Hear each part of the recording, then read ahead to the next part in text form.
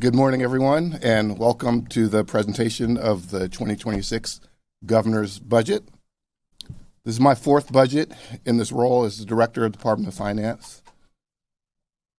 And in order for the Governor to present his budget to the legislature by January 10th of every year, I've witnessed remarkable, incredible work by the staff of the Department of Finance. This often means working through Thanksgiving, the rest of the holiday season, through the new year, sacrificing time with families. And I want to start just giving a special thanks to the entire staff at the Department of Finance, particularly to the PBMs who are here with us today, and also the executive team and CAP office, Christian, HD, Jennifer, Michelle, Millie, Marie, Caressa, Kenny, and Erica. I also like to thank our partners across the administration, the agencies and departments, and of course the governor's office and their staff, who have been amazing partners in always helping us do our job in ensuring the state has a complete and responsible fiscal plan. Lastly, I'd like to give a special thanks to the governor. I'm honored, and it's been so incredible to have this opportunity, and I'm forever grateful that he's provided me the chance to represent his administration in this role. With that said, I'm going to start by giving a high-level overview of the 2026 governor's budget, and then we'll open it up for questions afterwards.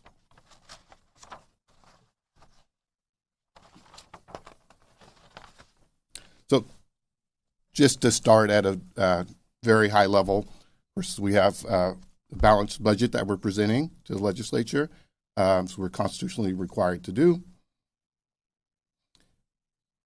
The overall approach we're taking, similar to last year, is really we're building a workload budget here. It means we're funding the costs, increases and changes for existing baseline programs and services, but we're not including any significant new adjustments or changes at the governor's budget, and really want to wait and monitor the changes in revenues and spending over the next coming months, as we did last year, really prepare for the May revise. And the plan is to ensure that we are taking everything into account and presenting a plan at the May revise that balances not only in the budget year, but also looks at the framework, the structure of the budget in the budget year beyond the budget year, and ensures that year is also fiscally sound. With that said, this budget, and you'll notice in the 8 pages that were distributed, really focuses on continuing the progress that has been made through the prior investments of this administration along with the legislature. So there's been so many transformative investments, and the governor talked about a lot of them yesterday: education, public safety, childcare, housing, homelessness, combating the impacts of climate change. Across the board, these investments are being seen through in the budget, and they really are going to have beneficial, long-lasting impacts for the state and the residents of California for years to come. Lastly, kind of touched on this a little bit earlier, but this budget really is about an eye towards ensuring that we have a sustainable fiscal plan going forward, not only in the budget year. And so we will maintain that focus on how we're going to address budget year +1 at the May revision. So this next slide and then the following one are some probably familiar charts the governor often likes to present when he's presenting the budget, and they're important to note and to continue to point out because we have to be mindful of how we manage our revenues, particularly the volatility that we see in our revenue system. This first chart is a comparison of the big three: revenue, personal income tax, corp tax, and sales tax, as compared to personal income, which is a proxy for the economy. And you can see that while they often move in tandem, the revenue is generally been more volatile than the overall economy.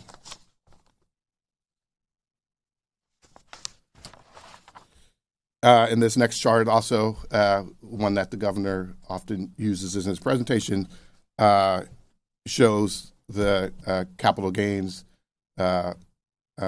forecast and past performance as a percentage of personal income. And this is important because you can see we've had these spikes to highs in capital gains. We've always seen corrections afterwards, and particularly when we saw the recent spike to an all-time high of 11.6% and a correction of over 60% in the subsequent 2 fiscal years. And we would expect to see normal range of about 5% over time, and you can see in 2025 we're expecting a little bit higher, about 6.2%. I think this is important too, because you can see that where we have the volatility here kind of lines up with the volatility you'll see in our overall revenues. And this is important to point out because we've often talked about the state is, our revenues are reliant on high income earners purposely. We have a regressive tax system that the governor talked about yesterday. But because of this, we have a small number of taxpayers that account for a large portion of our personal income tax receipts. And for example, over the 20-year period through 2023, the top 1% averaged about 45% of our personal income tax liability. So for the 2026 governor's budget, the overall numbers, the governor talked about some of these yesterday. We have a $348.9 billion total budget. $248.3 billion of that is general fund, and $23 billion in total reserves. The increase in general fund expenditures is up by about $18 billion over the Budget Act. But it's important to point out when we talk about the increase in expenditures that there are significant requirements due to Proposition 98 and Proposition 2. So we have constitutionally required spending increases when our revenues increase, and that is usually the biggest factor in our increase in spending.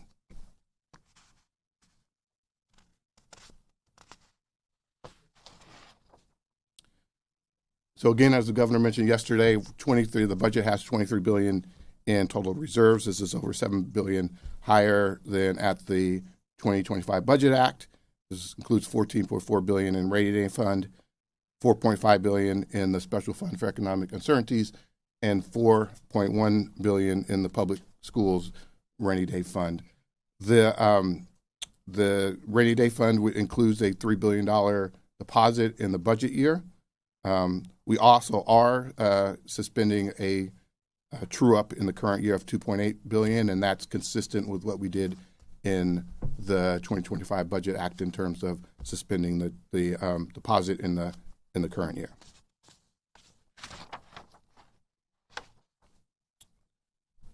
So paying down long-term debt, Governor also mentioned this yesterday, so I'll just note quickly, these are pursuant to Prop 2 debt payments, $11.8 billion over the next 4 years, $3 billion in 26, 27. About $2.5 billion of that is a supplemental PERS payment.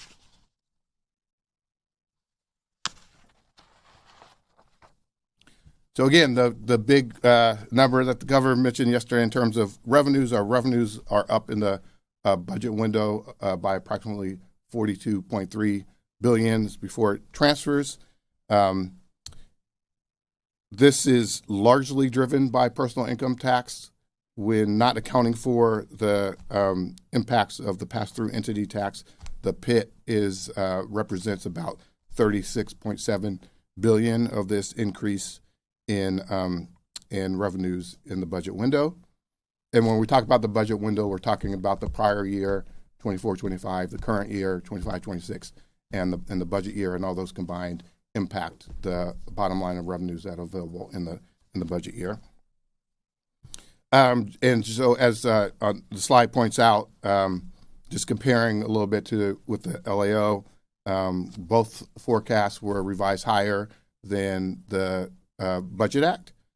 The governor's big three forecast, when we're just looking at the personal income tax, corp tax, and sales tax, which are the three components that the LAO included in their forecast. So just comparing those as kind of apples to apples, we're $28.8 billion higher, or 4.7% when you look at a percentage basis. The biggest difference in the kind of factors in the forecast really is the LAO incorporated a significant risk of a stock market downturn into their forecast. We do not do that. We don't build in downturns, recessions into our forecast. What we do and have traditionally done is we note those as risks, and we talk about that in the 8 pages. And we do note that if there is a stock market correction to the tune of about 20%, that would have an impact of on our revenues in the budget window to the degree of up to $30 billion. And then the note here is just that we assume modest growth going forward, while the LAO assumes that revenues will decline somewhat in 26, 27.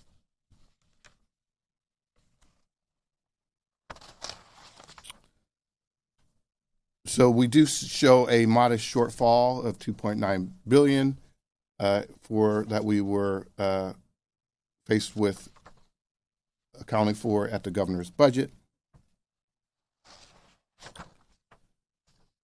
And this is because after taking into the increased revenues into account, as you can see here, we started with a negative SFEU balance of $12.6 billion. When you factor in the increased non-Prop 98 expenditures, the Prop 98 portion of the new revenues, and then other miscellaneous adjustments, the big portion of this is transfers to the budget stabilization account. And then lastly, the need to have a positive SFEU balance, which is $4.5 billion, consistent with the level at the Budget Act.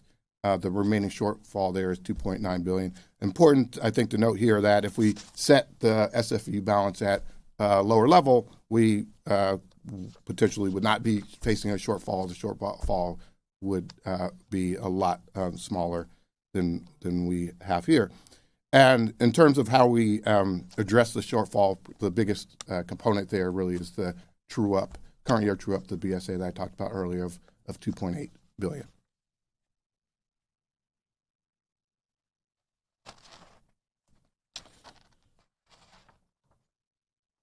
And then, as you all are, most of you are all aware, the LAO was projecting a deficit of just under $18 billion, $17.6 billion, when they did their forecast in November. And so if you see, compared to our deficit projection of $2.9 billion, difference is $14.7 billion. And you can see from this slide here that really, as talked about on prior slides, the biggest difference there is revenues, which is $31.5 billion. There's a difference here in terms of the revenues, because the prior slide was only, again, comparing the big three revenues, where we have an additional difference in revenue from other sources that were not factored into the LAO's forecast.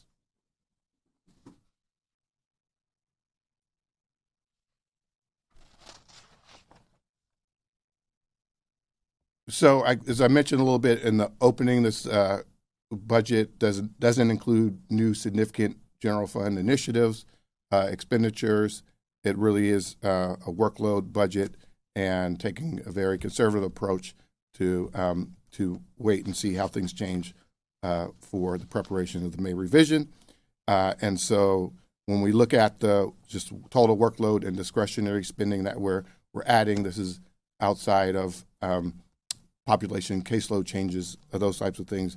It's $1.6 billion total in 26-27, primarily for higher education and ongoing projects, and baseline adjustments, and as compared to total general fund spending, it represents less than 1% of total general fund expenditures.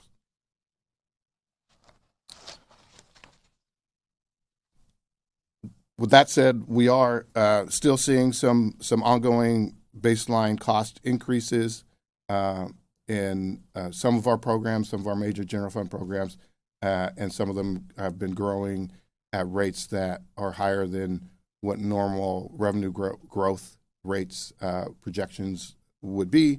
And so those are things that we are continuing to monitor and relate to the position of waiting to the May revise to take a holistic approach at that time in terms of any major changes that may be needed in order to meet the governor's priority of ensuring that the state has a solid fiscal foundation, not only in the budget year, but in the coming years.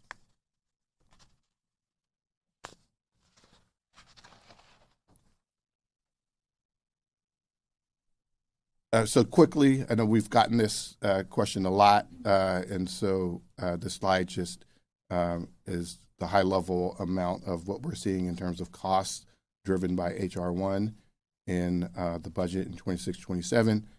It's approximately $1.4 billion. You can see the majority of this is in Medi-Cal due to 6 months eligibility redeterminations, reducing federal match for the limited scope services in Medi-Cal, and then the changes in hospital quality assurance fee, and then $300 million for CalFresh, and this is primarily due to the change in the amount the state is required to pay for administration. So a few of the highlights of the governor's budget, and he talked about a lot of these yesterday. But we'll just start with Prop 98. If you can see here, the guarantee level is $125.5 billion in the budget year. This has grown by almost 60% since 2018-19. It's the budget year proposes an all-time high of funding for the guarantee. We are paying off. There was a settle-up that was created in the 24-25 budget year. It's approximately $1.9 billion. We are paying that off in this budget proposal.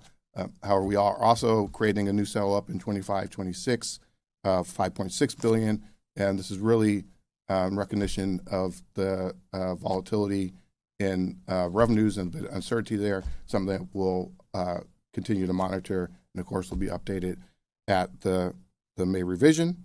But even with those actions, the pre-K to 12 schools are receiving approximately $18 billion more across the budget window than at the Budget Act.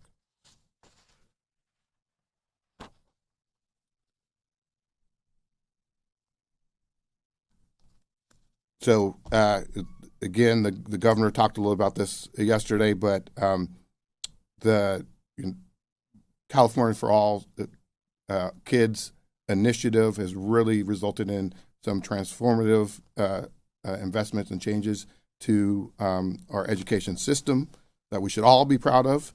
And as the governor mentioned, highest funding level for schools, highest per pupil funding level. Governor mentioned the $27,418 per kids for all funds and $20,427 for general fund. Again, those are both all-time highs. And as the governor pointed out, we are seeing tangible results. The statewide assessments are showing meaningful gains in all grades, all subjects, with progress in closing achievement gaps, and that's for particularly also relates to categories such as African American and Latino students.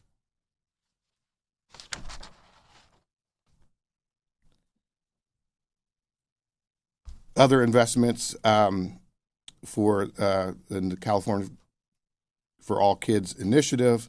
As the governor talked about, fully funding universal access to transitional kindergarten. Nearly 1 in 4 schools have adopted the community schools model now to date, and there's additional funding in the budget for additional expansion there. The before after summer school program, more than $4.6 billion now ongoing. It is served more than 1 million children so far. And then, of course, universal school meals, nearly 1 billion meals served each year.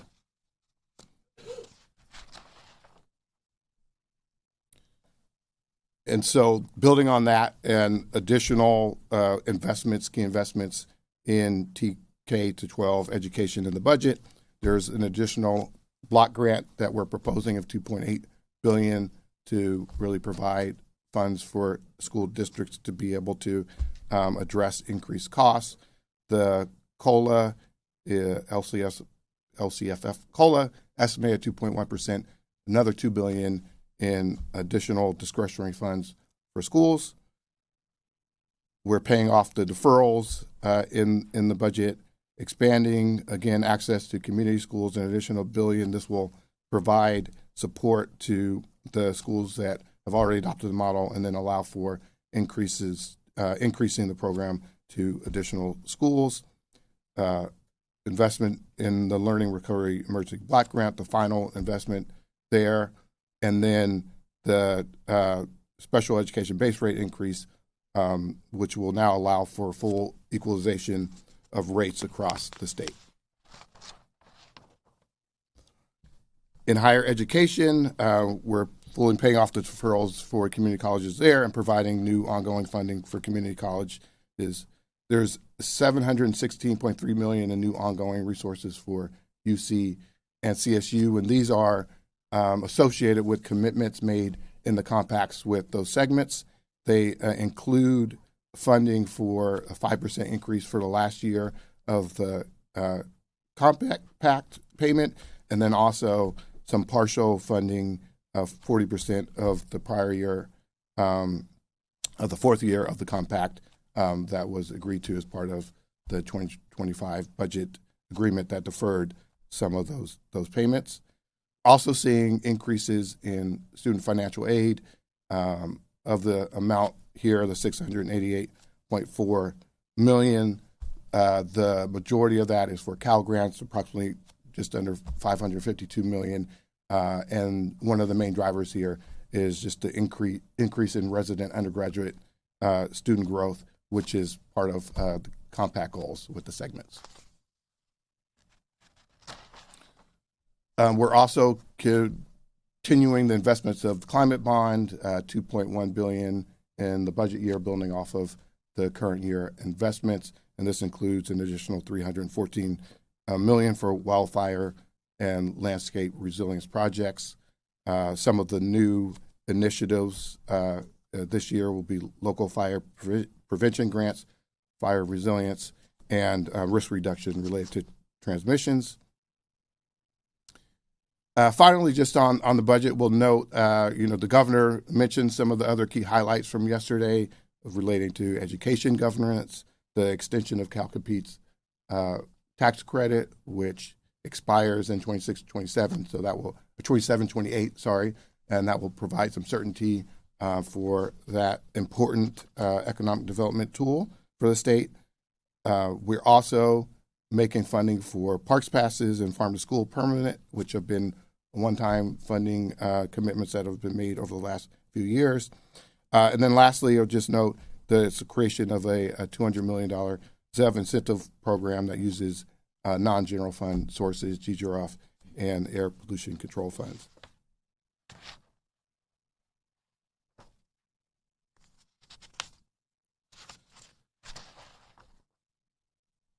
So lastly, just risks to our forecasts, both economic and revenue forecasts. Mentioned earlier a little bit about the stock market volatility and declines. This is important because a big driver we do know of our revenue performance to date has been the performance of the stock market, which was significantly higher through the remainder of the 2025 calendar year than we assumed in the Budget Act. And so that is a real risk there. And we know a lot of that's been driven, as a lot of talk about how it's been driven by the tech industry, particularly AI. And so if there were to be some changes there, it obviously would have an impact on our revenues. And then again, uncertainty about federal policy. We talked about this last year. The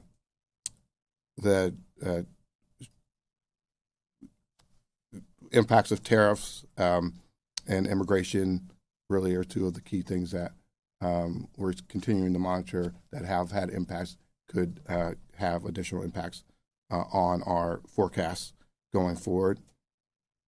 And then again, the reemergence of inflation, some of that is a risk of the tariff policies, and the impacts of that would also be risks that we're monitoring and looking at. So that is the end of my presentation of the 2026 governor's budget, and happy to take any questions.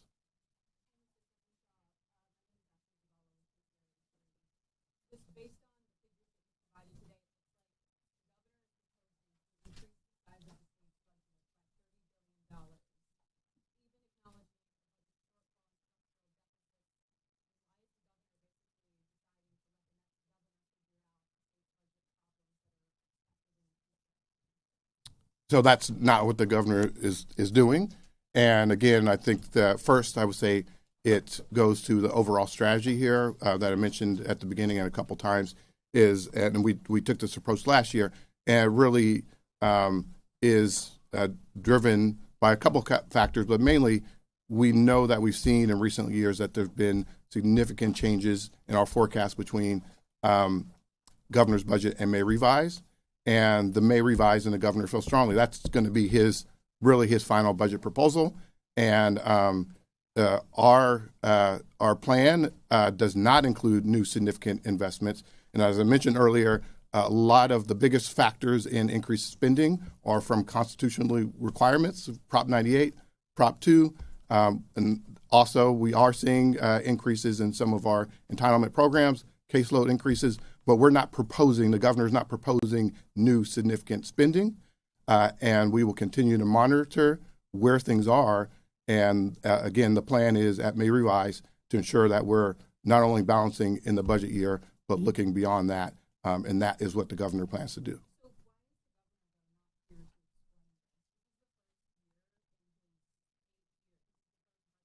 Sort of an emergency. He's not taking questions from us. Why are we hearing? Why did he have you? Do you have any sense of why? Well, the governor previewed the budget yesterday, and in his State of State speech, and this is the beginning. The governor's budget is the beginning of the process, and again, the May revise will really be the framework for what the ultimate 26-27 budget entails, and he will be here to answer questions at that time. And as you alluded to, I had the privilege of presenting the budget last January myself, and so this is not unprecedented.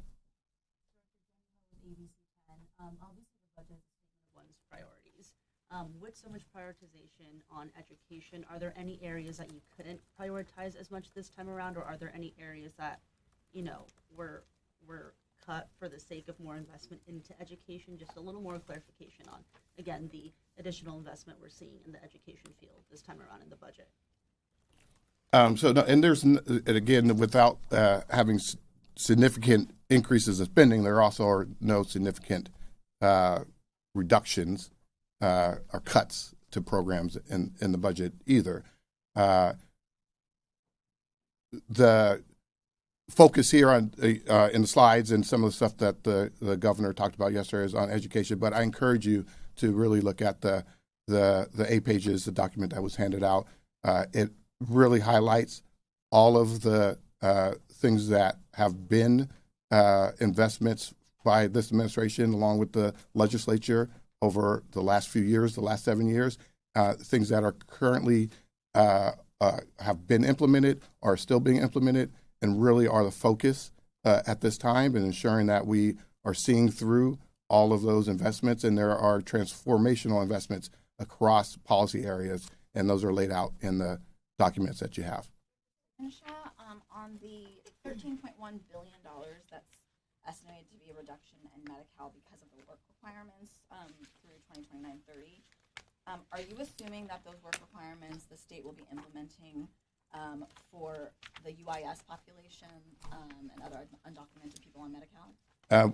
The budget assumes that the work requirements would be applied uniformly. Why is that?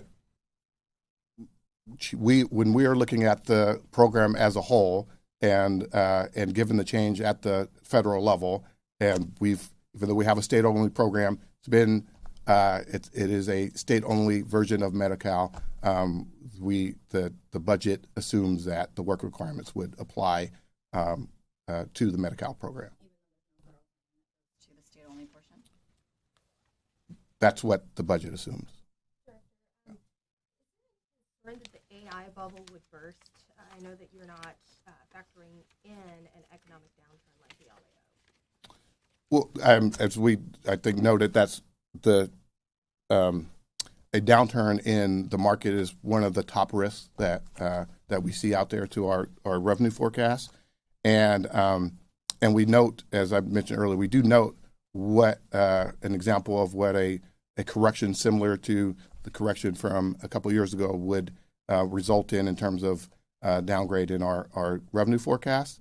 And so that is a top risk, not built in, but we never historically have never built in downturns. We note those as risks and note what that impact will be. So it's something that obviously we're monitoring, but we'll say in terms of revenues, we have seen a lot stronger performance than we anticipated at the 2025 Budget Act, and that's been driven in large part by what we've seen with the level of the stock market. That the deficit could rise to $22 billion just like 2 fiscal years from now, so why not address it now instead of you have to wait until May to address it? Yeah, again, we've had the experience now, particularly coming out of the pandemic, 2020, and the heightened uncertainty in forecasts since that time, that things will change between now and the May revision. This is really just a point in time snapshot of where we are, of where the administration, what the governor is thinking at this point. But we feel it's important to wait and see how things develop over the next couple of months, and then at the May revision, take appropriate action. That there's going to be $1.3 billion less towards housing and homelessness than the previous budget year, which is a more than 50% reduction after your administration just touted improvements in the homelessness numbers. Can you explain that? We can get you the details, but you'll see a lot of those changes year to year, and they're not due to cuts to any programs. Those are due to one-time funding sources that are no longer on the books. So that's likely the majority of that reduction that you're seeing there. Director, can we talk about provider taxes? I'm a little confused about this MCO provision in here. It says it kind of has these 2 transition dates on it. Can you explain that? And can you also kind of get into what's going on with the hospital quality assurance fee?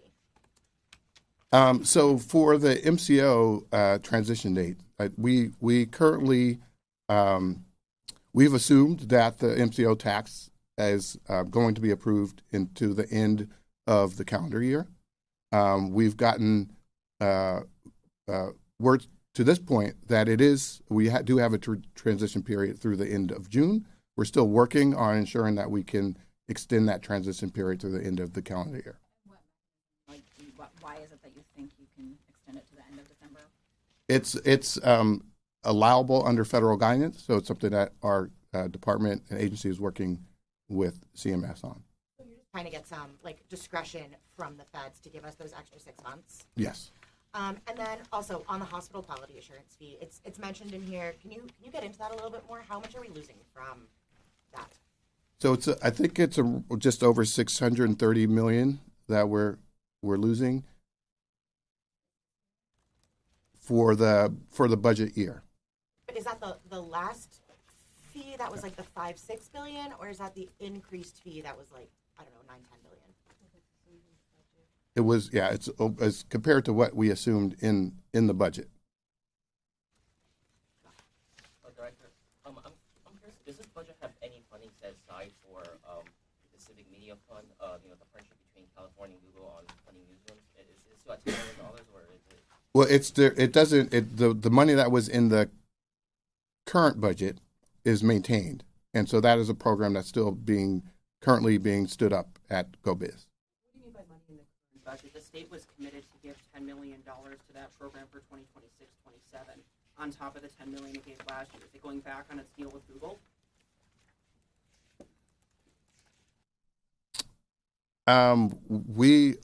There's no going back on the deal.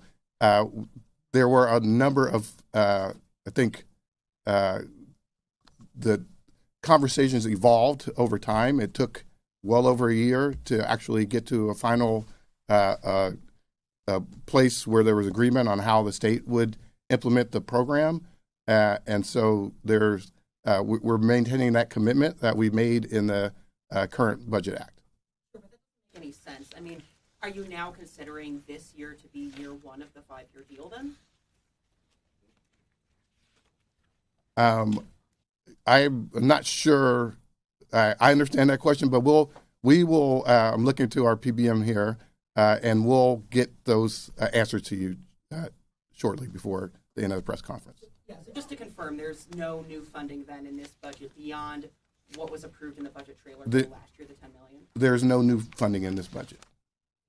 Mr. Director, 2 questions here. Thanks for taking the time. First is, the average person watching out there from San Diego to Bakersfield to Eureka, what do you want them to know about this budget for them? How will this impact them, number one? Number two, what is the funding plan for high-speed rail?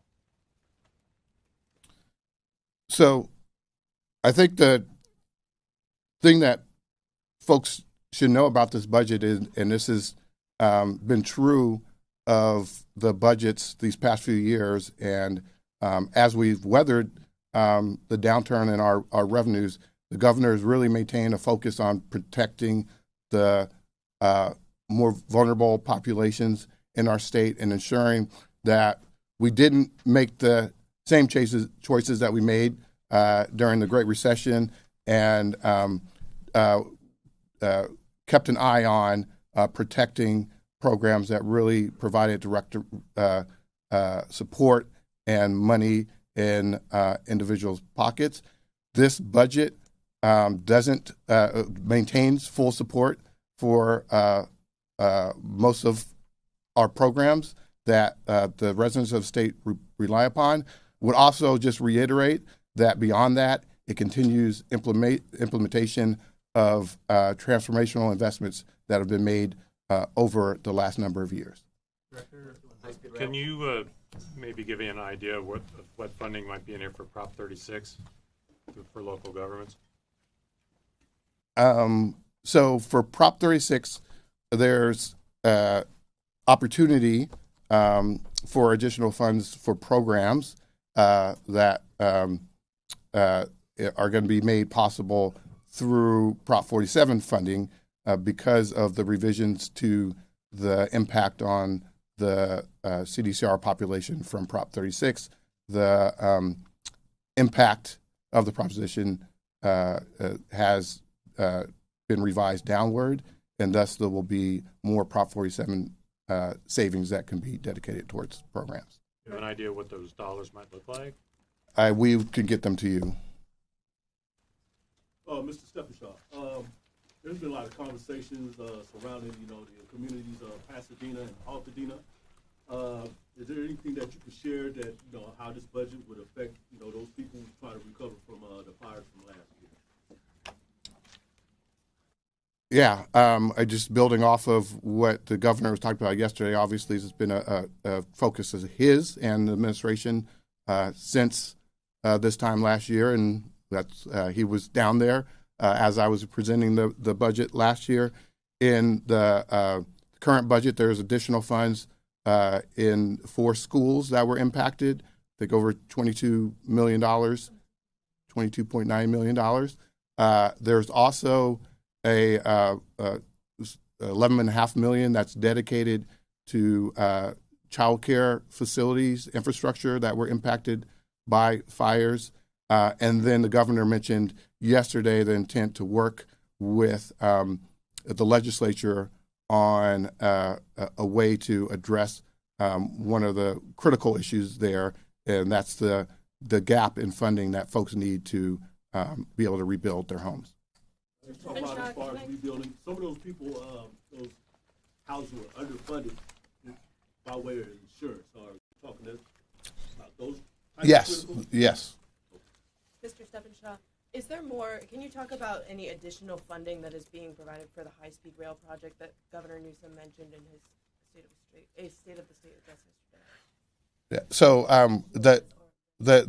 there's pursuant to SB 840 of from this past year, there's now $1 billion obviously dedicated from GGRF for high-speed rail, and that's maintained in the budget that we're presenting. In this There's nothing additional at this point.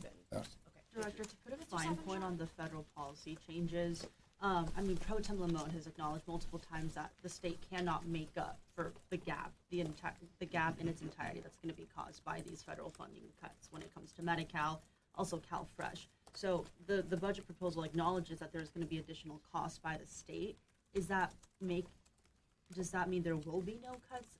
Do those additional dollars invested fund the programs in their entirety as they are right now, or are there still going to be cuts that are going to have to be made? I mean, there will still be over time impacts to the programs due to the federal actions and the loss of federal funds or and the pullback of the federal support. The costs that are reflected in the budget, particularly in $1.4 billion, are mainly changes that were made that shifted costs to the state, like admin and CalFresh, where they're changing the admin ratio, and so states have to pick up those additional costs. In Medi-Cal, the big one, it was that they're no longer providing the 90% match for limited scope care. So that's a cost that the state has no choice but to pick up. Then the $1.4 billion, including the $300 million for CalFresh, those are basically just the 26-27 year impacts of HR 1. And are you saying that California's budget picture is good enough that the state can absorb those costs right now? The governor's budget is balanced and assumes those costs, and so I think the overall costs within those programs, as well as the rest of the significant general fund programs for the state, are things that we will continue to monitor as we work towards the May revision. But this budget also does not account for the 1.8 million people that the governor said are at risk of losing Medi-Cal. Well, that is the projected impact that will happen over time as those federal policies take effect. So in other words, the $1.4 billion is costs to the state imposed by HR 1 because of like administrative stuff you have to do and extra costs you have to pick up, but you are not in this budget proposing funds to backfill the caseload loss and to backfill benefits for people who are going to lose them under HR 1. That's correct. Okay, thank you. Mr. Stephenshaw, can you clarify? I understand the shortfall is relatively small, but how exactly does this budget propose to fill the whole $2.9 billion? So again, the majority of that is this $2.8 billion of a suspension of current year true up. So there's a current year requirement, current year true up to the BSA, given the significant increase in revenues in the current year, particularly capital gains, and kind of consistent with what we did at the 2025 Budget Act in suspending the deposit in the current year. We're also suspending that true up, and so that $2.8 billion is really how we address the bulk of the shortfall. Director, you had a slide up there that talked about ongoing baseline cost increases outpacing revenue. Can you go into those a little bit about what those baseline costs are? We've just we're seeing in some of our programs, particularly in the Health and Human Services area, that costs over time have been increasing over what we would think are reasonable revenue growth estimates, and we're continuing to see those. And so those are particularly in Health and Human Services, some of the programs there that we're monitoring. We took a number of steps last year, in particular related to Medi-Cal, where the solutions that we adopted as part of the 2025 budget were projected to result in approximately $12 billion in reduced costs over time, and so we've taken actions to really address the structural shortfalls that we do see. We are just saying now that we're continuing to see some, and that the intent is to monitor and make the appropriate changes at the May revision. Besides Health and Human Services? So, and if you look, there's where we see the general fund outside of Prop 98. Health and Human Services obviously is the biggest area. The other areas you'll just see just in terms of where there is general fund is higher education, corrections. So those are the areas where there is significant general fund, and so we obviously monitor all those programs. Director, California is the only state in the nation that hasn't repaid the federal government its pandemic unemployment loan. California businesses are absorbing those costs right now that are rising every single year for them. Small, doesn't matter how many employees, doesn't matter what kind of employees. I mean, I know the governor last year said that he would try to make the case to the legislature to put money toward it, but I just want to confirm this budget does not put any money toward that loan either. There's no money towards the principal of that loan in the budget. We're continuing to obviously monitor that and hopeful to have continued conversations with the legislature on ways that we can address it going forward. Is there more volatility in this budget given federal cuts, revenue projections, this deficit than other budgets? How concerned are you? Well, I think, and if you looked at the revenue slides that we had, I mean, you can just see in terms of revenue, we've experienced significant volatility over the last 25 years now, but particularly in the last 5 years. And so we just know that it's something that's inherent in our revenue structure, purposeful. It's a progressive revenue structure. And so, as the governor mentioned yesterday, we do not tax our lower income, middle income earners as much as high income earners. And so it's not a question of whether we have the right revenue structure. It's really how we manage that volatility in our revenues. And so that's why we continue to monitor things like these slides, is that these are really informative in really understanding how we can better monitor, better manage that volatility going forward. And the governor has talked about that in past budget presentations when we've talked about things about like how we could make changes to the Prop 2 requirements and save more money during downtimes. We created an account 2 years ago to put forecasted revenue, money that is forecasted to come in the upcoming budget year but hasn't actually come in yet, to set that aside before we dedicate it. And so we really, I think overall, volatility is an issue that we face in terms of how we're managing our revenue, but it's something that we already know is an issue, one of the primary issues that we have to think about when we think about managing our budget, and we've taken steps, continue to take steps to be able to better manage that volatility going forward. With what we're seeing now, obviously the AI industry has been a driver of what we've seen in our revenues, and we know from the history of the markets that at some point there may be a downturn, but it's impossible to predict when that will actually happen. So we just need to prepare and be ready for that. Add the federal cuts and volatility with the federal government right now. Does that concern you? Like layering that on top of this? Well, yeah. I mean, of course, it concerns me, but it's something that obviously we've been facing for almost a year now, and we've learned from this past year, and we've managed, and we'll continue to be able to manage. Obviously, as the governor mentioned yesterday, 52 lawsuits prior to yesterday, and we've been able to protect a lot of federal funding for the state, and we'll continue to work to ensure that we're protecting the resources for the state. Spending on homelessness, do you feel that what the state is spending is enough to keep decreasing it, the number of homelessness? So we have invested significant amount over these last 7 years. The governor mentioned yesterday, prior to this administration, there were no significant investments at the state level in combating homelessness. There is additional $500 million that was part of the current year budget agreement that is set to go out early in the next fiscal year, pending agreement on some additional accountability measures, which is obviously important, very important to the governor.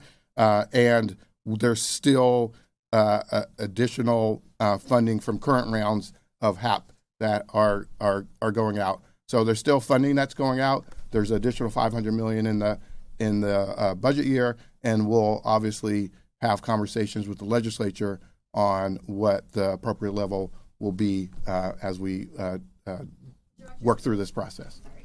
Director, it looks like the DOF is assuming that roughly 500,000 people on Medi-Cal will not be on Medi-Cal, or at least enrollment will be 500,000 people smaller by this fiscal year. So I'm curious, one, is that because of redetermination or work requirements? And then two, if those people are expected to fall off of Medi-Cal, why isn't there more of an accounting for what we're going to do for healthcare for those folks? I mean, counties have already said that they're going to have to absorb this, and they're going to need resources to do that. So as we do know, counties are responsible for indigent care, and the administration's in discussion with counties on kind of what some of their other costs may be. I think those are discussions that still need to happen over the coming months, because still not certain exactly what the level of those cost pressures are. The impacts of kind of what's happening with the caseload are from those things that you mentioned, is also from the some of the initiatives that were part of the 2025 budget agreement. So the free enrollment and the... Yes. Director, can you talk about how much money is this budget allocating to the DOJ to fight federal government?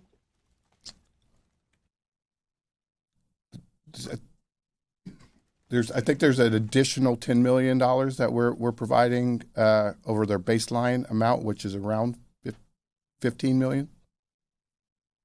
So adding $10 million to Yes. the 25-26 budget. Yes. So what is the total? So 25 total. 25 total. Yeah.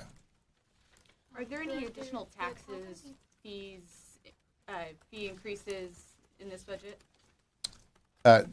There are no additional taxes in this budget. We're still working through trailer bill, and the trailer bill is, released on February 1st. And so often there may be fee increases within some of the smaller fee-supported programs, particularly in the natural resources, environmental world, but that's something that we're still working on, so to be determined. Director, There's no big fee increases, though, that are included as part of the budget proposal at this point. the Cal Compete's tax credit is being extended at the same level as it has been previously, but that program has struggled to actually dole out that amount in funding. Can you speak to why the program is being extended at the same levels and if it will be changed at all to help companies qualify? So at this point, we're not proposing changes to the program. I think the program strict requirements on creating jobs and investments in the state, which are important to maintain, but also is an important tool to drive investments, and so it's important to continue. We as we always think about changes to the program, we want to always balance ensuring that those investments make sense for the state. Director, on the tariff rate, you're estimating, I think, a lower tariff rate than anticipated. Can you explain that a little bit, and is that contributing to the boost in revenues? Yeah, so we are. That was part of our economic forecast, and I think in addition to what we're seeing in the stock market, we are seeing upgrade in our economic forecast over the governor's over the Budget Act, and so that also has contributed somewhat to our increase in revenues. And so at the May revised last year in our economic forecast, we forecast a 27% effective tariff rate, and it's revised down to around 17% now. And then obviously we see other impacts of that throughout the economy, particularly on the price of goods and things of that nature. And so they have the lower effective tariff rate is having we're seeing as a positive impact on our economy and thus our revenue forecast. Mr. Director, Can you talk off the top of your head, are you able to say which state program or department is seeing the deepest cut in this budget at all? Well, again, we're not proposing significant cuts in the budget. You may see changes in funding levels that are driven by one-time funding that is coming off the books, but it's one-time in nature, so that is what's supposed to happen. But we are not proposing significant new cuts at this point. Broadly about Medi-Cal and what the spending looks like for this year compared to the last fiscal year, and also what you'll be looking at in terms of the May revise, what you'll be watching. In terms of just Medi-Cal for May revise, or just healthcare related issues. Yeah, so I think we are continuing to see some increases in Medi-Cal as compared to the Budget Act. I think the increase in the current year is around $2 billion. Increase in the budget year is another $2.4 billion. The budget year increases have a lot to do with the loan that was provided and with the reduction in MCO revenues. We are, I think overall, there are so many moving pieces in Medi-Cal. Asked about some of them, where we're still trying to continue to assess the impacts of the federal changes, the impacts from the initiatives that were included in the current Budget Act, and then also continue to think about just overall the state's budget and a program now that I think is grown to, I want to say, I don't have my note here, about $44 billion general fund, $48 billion general fund in the budget year. And so as we just monitor all significant general fund spending, I think we'll continue to assess the program as a whole and have those conversations with the legislature and stakeholders. Director, you mentioned that the $500 million for homelessness will be contingent on performance or accountability requirements. Can you talk more about what that would consist of or entail? We have language that we can provide.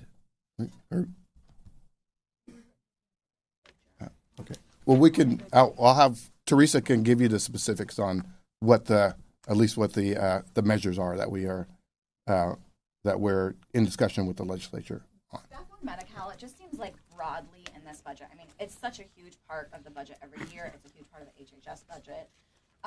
It seems a little. I mean, doesn't it seem irresponsible to not even address what we know is coming in the federal government? HR 1 is law now.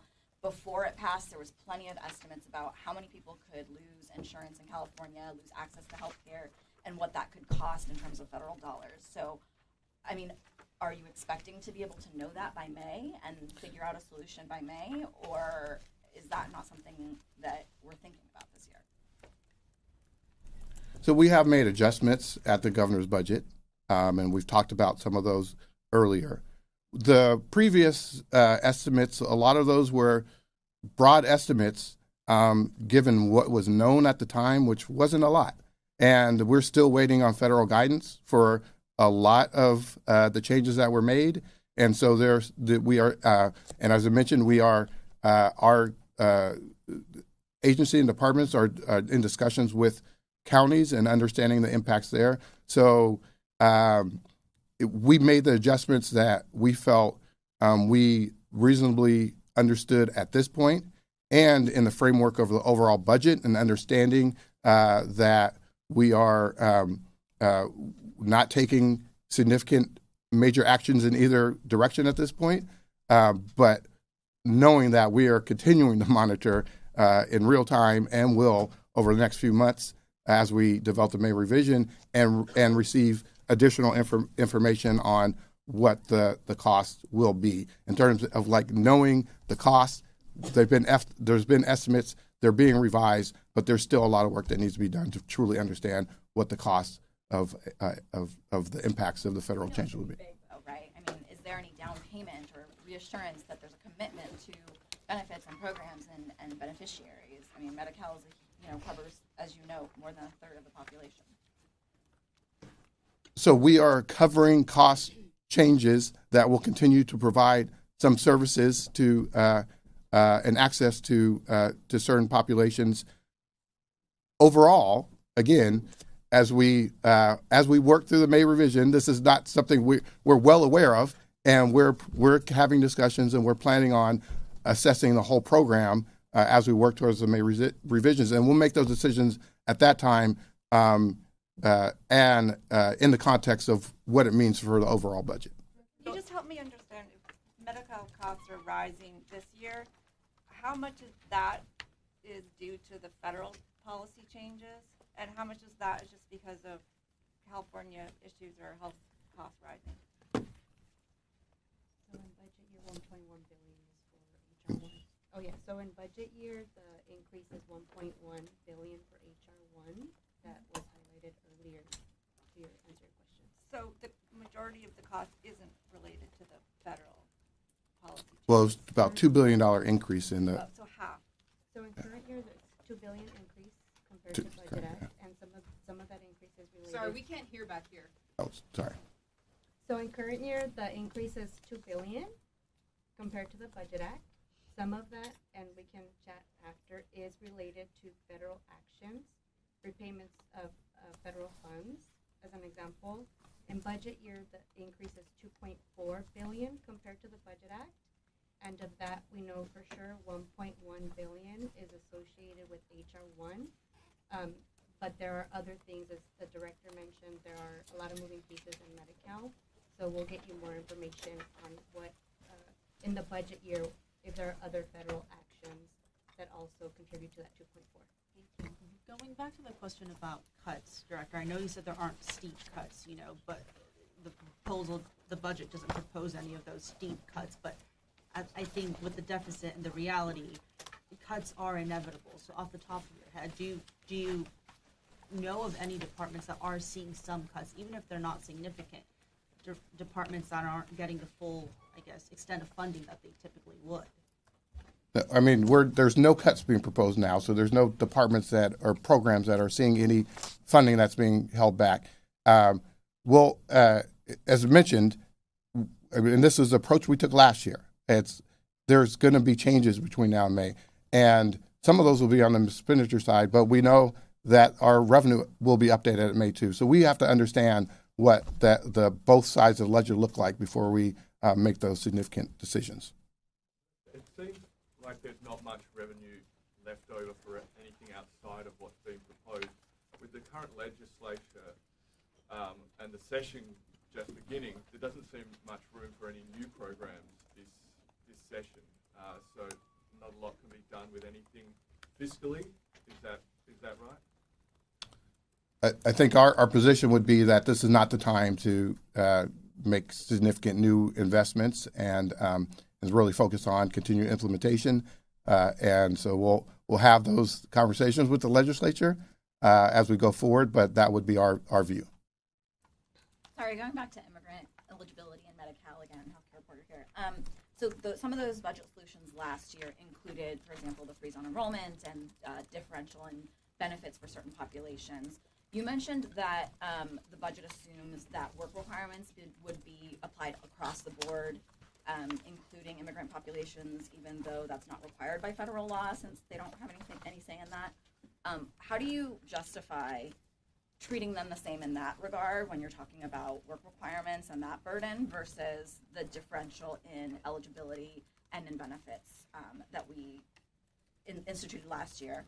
And then two, in talking to legislators, there are several prominent legislators who have said that they're going to be fighting for a restoration of those cuts. How possible do you see that in terms of California's budget picture? Is that an essential part to keeping these costs and the deficit low going forward? From overall budget perspective, Medi-Cal is one of our biggest general fund programs.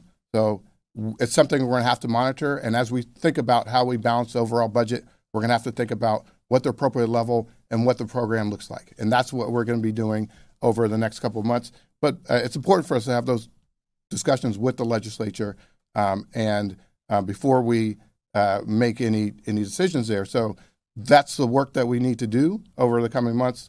It's part of the reason why we've constructed the budget the way we did, to allow us that time to do that work.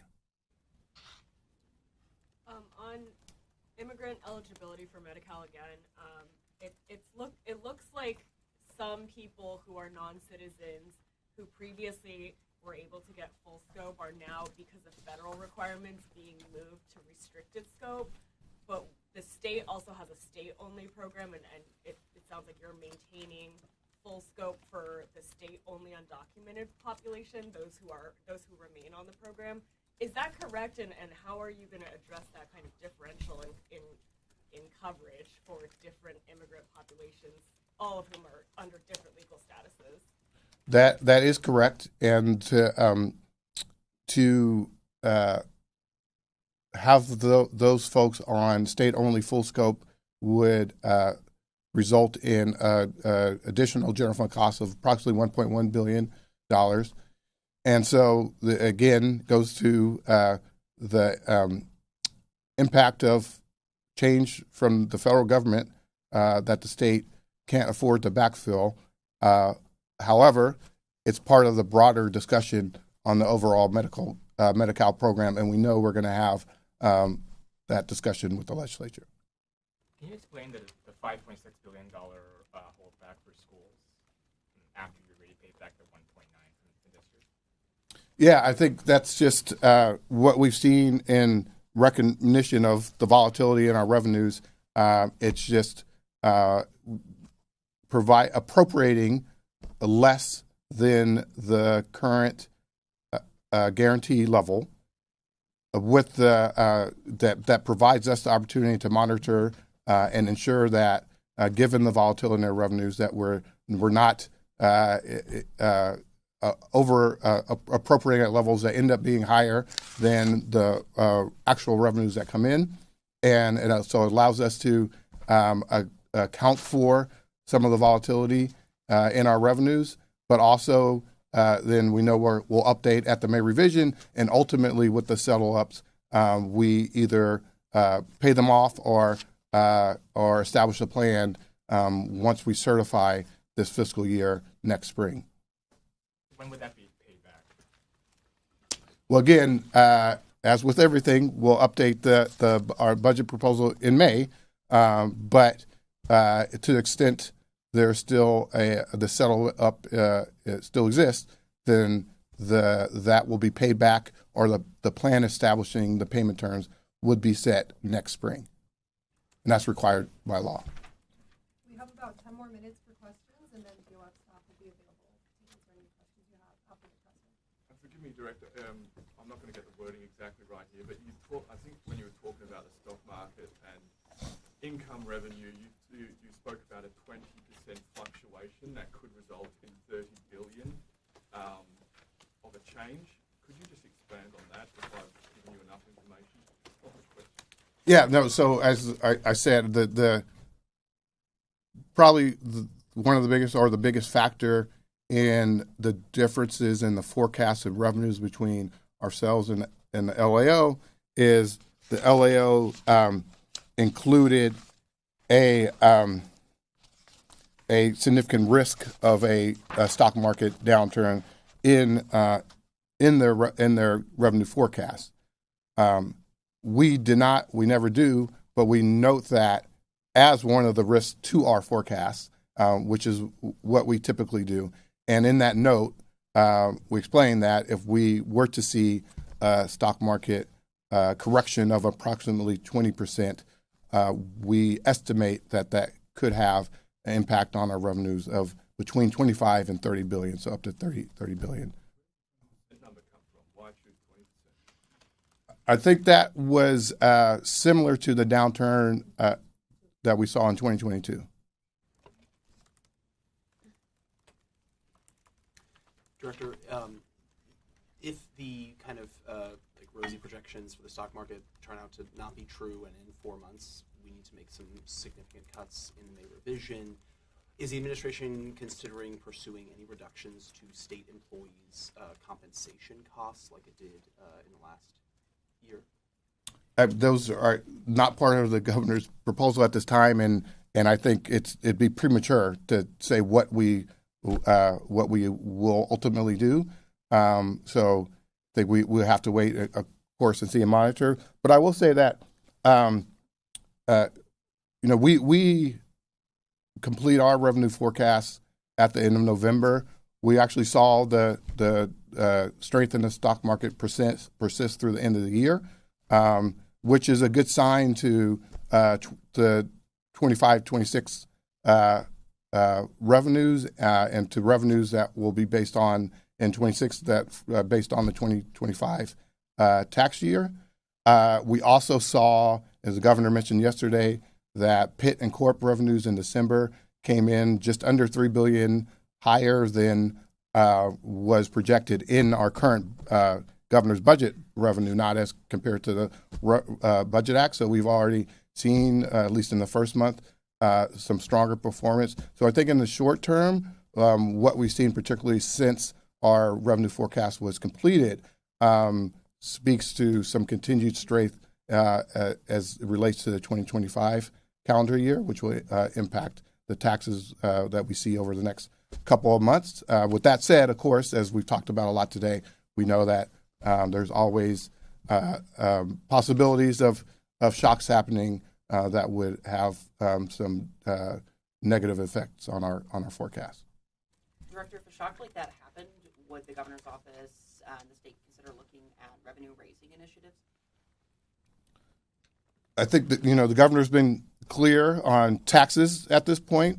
We have done things in the past that have contributed on the revenue side. So of course we would explore all options, but the governor has been clear on his position on raising taxes on individuals and income taxes.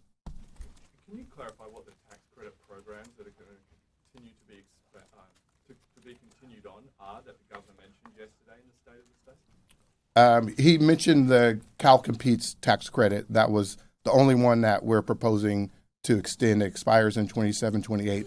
We're proposing to extend it for 5 more years. That's the only one, yes. Director, there's a provision here on zero-emission vehicle incentives. Is the administration hoping to design that incentive target incentives at particular manufacturers or exclude some manufacturers?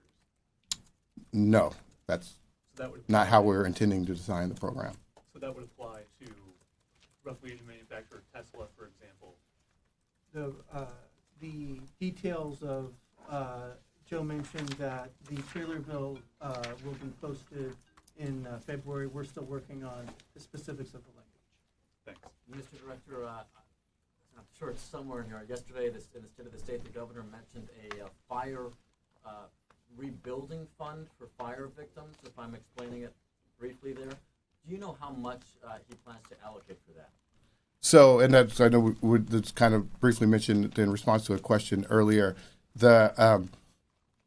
There's no set amount at this point because it's a complicated issue, but we do recognize it that it's a real major issue that is faced in terms of an obstacle to ensuring that rebuilding is able to occur adequately, and so the governor mentioned yesterday his intent to work with the legislature over the coming months on developing the plan for how we be able to address that issue.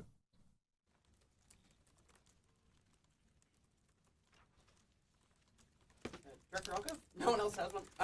On broadband, noticing that there's a delay, or that there seems to be a pushback of, correct me if I'm wrong, but it was $500 million of funds. But either way, there's a pushback of funds to 2028. Is that the state admitting that it's not going to finish the middle mile broadband build out by the end of 2026 as initially promised? No, it's not a pushback of the funds. We're extending the encumbrance expenditure date for the funds, which will allow to continue to pay staff and cover some of the operational costs as the program comes online. Building out the network past the initial December 31st, 2026 due date for getting it finished. We'll get you the exact update on the timeline, but the real intent is to allow for the continued expenditure of those funds as the project is being operationalized. Okay.